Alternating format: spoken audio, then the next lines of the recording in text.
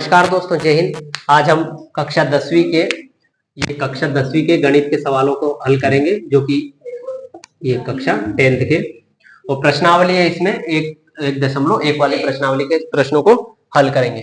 इसमें प्रश्न है, निम्नलिखित संख्याओं को अभाज्य गुणनखंडों के गुणनफल के रूप में व्यक्त कीजिए। तो हमें जो अभाज्य गुणनखंडों में व्यक्त करना है, संख्याएं दे रखी है यहाँ पे। जैसे पहली संख्या 140, तो इसको एक अभाज्य गुणनखंडों में व्यक्त करना है। चलिए इसको सवाल करते हैं। पहली संख्या है 140, इसको हमें अभाज्य गुणनखंडों में व्यक्त करना है। तो इसको इस फॉर्मेट में लिखेंगे ऐसे 140। अब ये 140 को काटना है और बताना है। जैसे एक उदाहरण लेते हैं, छोटा सा 6 ले लेते हैं। इस 6 को अभाज्य गुणनखंडों में व्यक्त करना है। ऐसी दो संख्या अभाज्य हो, किसी के पहाड़े में नहीं आती है तो एक के पहाड़े में आती हो या खुद के पहाड़े में आती हो। ऐसे इसको 2 में डिवाइड कर देंगे तो 2 और 3, तो ये 2 और 3 में डिवाइड होगा, ये इसके अभाज्य गुणनखंड हो गए। तो 2 और 3 इसका अभाज्य गुणनखंड होगा। ऐसे हमको करना है। तो यहाँ पर इसको डिवाइड करना है। पीछे 0 है, 0 को काटने के दो नियम है, या तो 2 से कट जाएगा पीछे 0 है तो, और 5 से भी कट जाता है। तो हम यहाँ पे सबसे छोटी अभाज्य संख्या जो है वो 2 है, तो 2 से काट लेते हैं। ठीक, 2 से इसको डिवाइड करते हैं तो 2 7 14 और ये 0 की 0 यहाँ पे लग गई।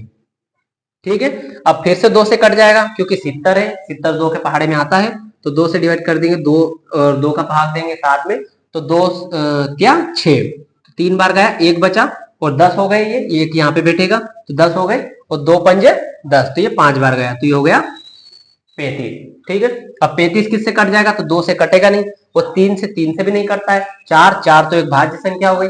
5, हाँ 5 से कट जाएगा क्योंकि पीछे 5 है, तो 5 से इसको काट देंगे।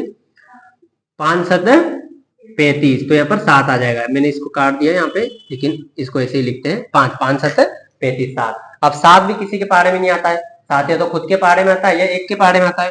तो मैं इसको काट दूंगा 7 से, 7 एकम 7, तो नीचे 1 आ गया, 1 लेके आना है नीचे। ठीक है, तो ये आ गया। अब इसके बाद हम देख लेते हैं कि यहाँ पे इसका आंसर क्या बना है। तो 140 बराबर 2 गुणित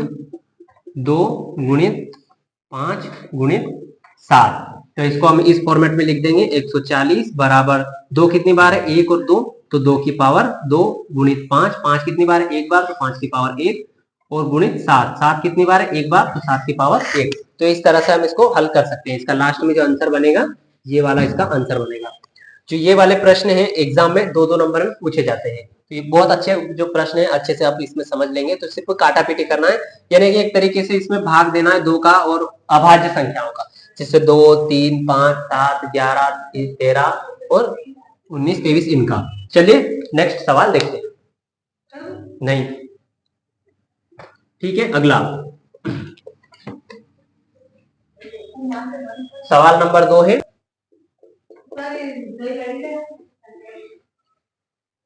156 कर दिया चालू। ठीक है, बैठो। तो 156 है। अब 156 का निकालना है हमको यहाँ पे। तो 156 ले लेते हैं। ये 156 2 से डिवाइड हो जाएगा। ठीक है, क्योंकि पीछे 6 है, यह देखना है सम संख्या है, पीछे सम संख्या 2 से डिवाइड हो जाएगा। तो 2 से इसको डिवाइड कर देते हैं। 2 7 15 में दिया, तो 2 7 14। अब 15 की जगह क्या 1 बचा है, क्योंकि 14 बार गया, 14 तक भाग ये दिया हमने भाग, तो 2 7 14, 1 बचा, तो ये 1 यहाँ बैठ जाएगा, तो ये हो गया 16। अब 2 से 16 में देंगे तो 2 8 16, ये 8 आ गया। ठीक है, आ रहा समझ में? हाँ बिल्कुल। तो ये 2 यहाँ पर हो गए 78। अब 78 में भी 2 का भाग जा रहा है, क्यों, क्योंकि पीछे क्या है, सम संख्या है 8 है। ठीक है, तो 2 से चला जाएगा, फिर से 2 से इसमें भाग दिया, तो 7 में मैंने 2 का भाग दिया, तो 2 क्या 6, 3 बार गया या 6, 7 में 6 गए तो 1 बचा, तो ये इसके पास में रहेगा, ये हो गया 18। तो 2 का भाग फिर 18 में दिया, तो 2 इना में 18, ये 9, और यहाँ फिर 39 है, तो 39 से कितने, 2 से तो जाएगा नहीं क्योंकि अब विषम संख्या है पीछे। तो 3 से देखते हैं।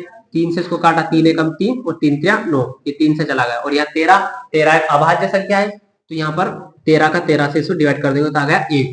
तो यहाँ पर 156 का जो अभाज्य गुणनखंड आया वो 2 गुणित 2 गुणित 3 गुणित 13 है। उसको हम इस फॉर्मेट में लिख देंगे, क्योंकि ये 2 बार है, तो 2 की पावर 2 गुणित 3 की पावर 1 गुणित 13 की पावर 1। तो इस तरह से आप जो है इस सवालों को हल कर सकते हैं। ये सवाल जो है एग्जाम में 2-2 नंबर में पूछे जाते हैं, आपके 2 नंबर मिल सकते हैं अगर आप इसको अच्छे से थोड़ा ध्यान दे लेंगे। तो इसमें ज्यादा कुछ करना नहीं है, बस 2-2 काटा पीटी, यानी कि जो गुणनखंड में ध्यान देना है कि भाजकता का नियम है, इसमें भाजकता का नियम लगता है कि पीछे कौन कौन सी संख्या आ रही है जो किस किस संख्या से विभाजित हो रही है, ये बस ध्यान रखना। और विभाजित जो करना है वो अभाज्य संख्याओं से करना है, जो किसी के पहाड़े में नहीं आती, या तो खुद के पहाड़े में आती है या फिर एक के पहाड़े में आती है, ऐसी संख्याओं से आपको विभाजित करना है। चलिए एक और सवाल देख लेते हैं। इसमें से एक सवाल देख लेते हैं 5005 वाला। ये 5005 वाला ये चौथा सवाल है, 5005 वाला। तो इसको डिवाइड करके देख लेते हैं हम। अब यहाँ पर 5 5 है तो 5 5 से दे लेंगे, तो 5 पीछे दिख रहा है तो 5 चला जाएगा, इसमें 3 से भी जा सकता है लेकिन हम 5 से दे लेंगे, क्योंकि तो 5 से इसको भाग देंगे तो 5 एकम 5, या 2 जीरो की 2 जीरो लगा देंगे, और 5 से इसमें भाग देंगे तो 5 एकम 5 एक बार जाएगा। अब यहाँ पर है 1001, अभी किसके पहाड़े में? 3 के पहाड़े में, तो नहीं आ रहा। 4 के, फिर 5 के में तो बिल्कुल नहीं आएगा।